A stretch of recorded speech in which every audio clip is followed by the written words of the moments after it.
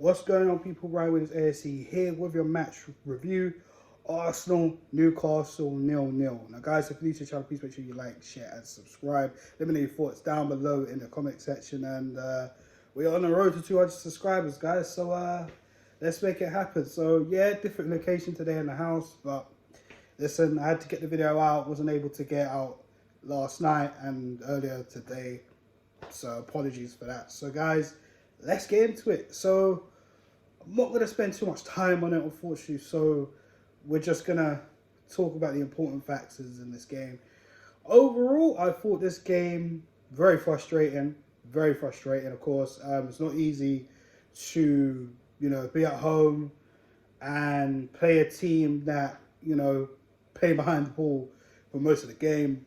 Newcastle, credit to them. I've got not much negatives to say. I mean, they did things a lot of away teams would do. Sit back, try hit on the counter, and, try and time waste as much as they can, because they know even getting a point from this game would just help them in their journey to either maybe try and compete for the title, or even just stay in the top four, and that's probably what their main goal is right now. Our performance, I think it was, again, a little bit similar to West Ham in terms of doing everything we can, but the final third was lacking. Not many chances or many times we tested Nick Pope, which I felt was very telling. And I feel like, obviously we know we need signings, but I think because on the roll we've been on this season, only drawing one and losing one at the time before this game. And then after the game, of course, now we've drawn 2 games. It's kind of like, yeah, we definitely need to hurry up and make some signings, because we only made 1 substitution, and that was for a defender. Overall, I mean, look at Newcastle. They made substitutions, and even near towards the game, they were trying to put some pressure on us. So it's just really telling, that maybe if we had some signings come off the bench, it would have been a little bit more different. But the fact is, we didn't really have anyone to come off the bench and change up the game. Now, I know I've been seeing online, and I've been talking to a few people saying, oh yeah, Fabio Vieira, but I mean, would Vieira come on the pitch and change it up? Maybe, maybe not. I don't personally think so, and it's not nothing to do with Fabio, but I mean, physically, I don't think so. It's tough to say. I mean, if we bring on Fabio, who else is going to come on? Because we needed more than Fabio Vieira to come off the bench and try and change the game. I'll tell you that for free. We ain't got we haven't got another striker to come off the game, because maybe we needed to try and change something up front. But Eddie's the only striker that we have. I mean, maybe you could have brought on Marquinhos, but again, maybe the same issue as well. I didn't really see Marquinhos' name getting mentioned, but I'd throw the same thing as Vieira. Same type of excuse, if you want to say, or reasoning. Sorry. Yeah, that's just why it is. It's just we haven't had any options. I mean, I'll go back to the first game of the season away at Selhurst Park. I remember talking to a few of my boys, and they were even saying, how are you going to do this, because your bench is not good enough? And, like I said, since then, we've been on a roll, but the bench has not been good enough. So this window is important. But going back to the game, yeah, I felt there was a shout for a penalty. I know there's been shouts on 2. Was it a handball? Was it not? Pretty hard to say, in my opinion. Was it a handball? It looked like a handball, but we've seen those given and we've seen them not. They didn't even check it, to be honest. The one that they didn't really check, which annoyed me the most, was the foul on Gabriel where his shirt was pulled. I think that was a clear penalty any day of the week. but they didn't check that for whatever reason. That really annoyed me a lot. Also, what annoyed me, like I said, with the time wasting, again, the away team's going to do that. We know that in football. We've done that at times of football. So that's what I wasn't really annoyed at. I was more annoyed at the fact that Nick Pope wasn't booked for his time wasting. You know, we've seen Ramsdale been booked for that. On top of that, we've seen minutes being added, but minutes wasn't added for us either, but due to time wasting on our game. So there was a lot of inconsistencies, I have to say. Some yellow cards were justified, some were not, if I'm honest. Yesterday, the game was just mad. I just thought the referee decision was poor. I thought for both teams, other than the decisions made given or not given, I thought a draw was pretty much a fair result. We didn't really test Nick Pope that much.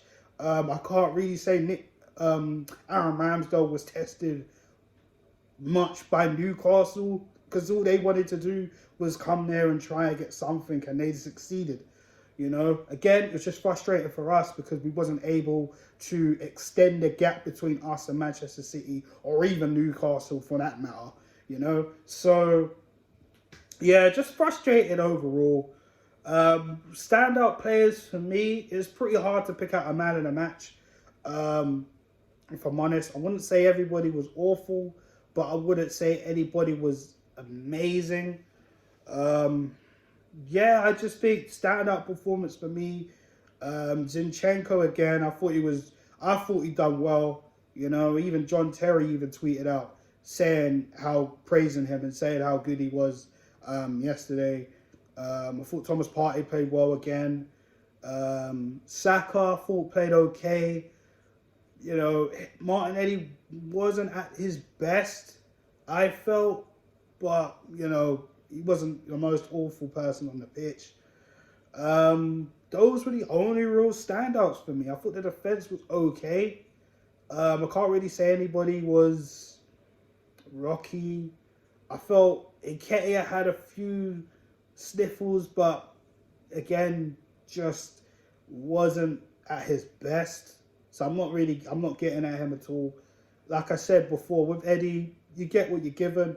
He's gonna try his hardest, and that's what he's been doing. So I'm not gonna batter him, but I do feel now, looking at it overall after the game, that in terms of what we need to do in January, we know Jesus is gonna be out for a little minute. Obviously, he's not on crutches anymore, as we saw in his Instagram post yesterday. Maybe we do need to bring in another striker. Maybe that will be Felix on loan.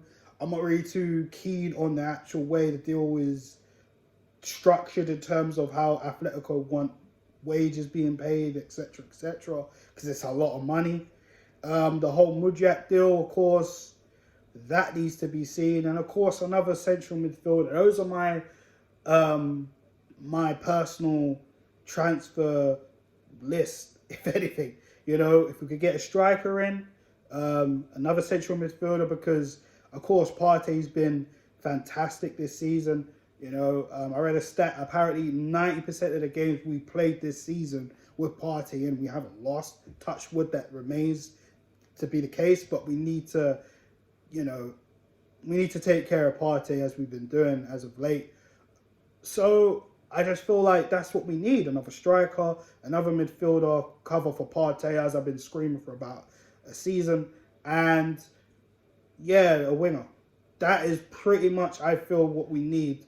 And then hopefully we can maintain it, get those players in, and try and maintain this position that we're in. Because if we want to go down to the wire at the end of May, top of the table, hopefully points clear of Manchester City, we're lifting that trophy 100%. But it's going to be tough, as well as the Europa League and the FA Cup coming up as well, especially that's coming up too. So Smith Rowe should be fine for that. So yeah, but this Premier League game, I've seen people say it's 2 points dropped. Some people saying it's not. I don't think it's 2 points dropped in terms of, we dropped 2 points. It's annoying. Because again, you'd have to look at Newcastle's record here. I mean, I'm not even disrespecting Newcastle. because they've been fantastic this season, you know. They've only conceded 11 goals this season, and they're third for a reason, guys. You know what I mean? It's just frustrating that we wasn't able to win, and we wasn't able to take the chances, some of the chances that we had. That's the only thing I find really frustrating, as well as the penalty decision, of course, and the refereeing. But in terms of what what we have and what we got, just no depth right now. That's the only thing I feel that we're lacking, you know. But it was a hard point, you know, hard-fought point for them. Thank God we didn't lose. That's one way of looking at it. We didn't win, I know, very frustrating. But guys, we got to keep going on. Take this game by game, match by match.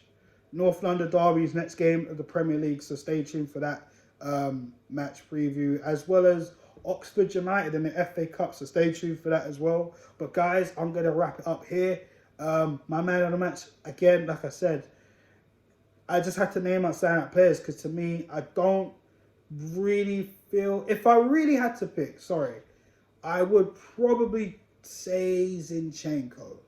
I would probably say it's between him and Thomas Partey, but I'd probably lean a little bit more to Zinchenko, because I felt Zinchenko was doing anything and everything to literally pass the ball and try and work, find gaps. You know, I just felt his work rate was fantastic yesterday.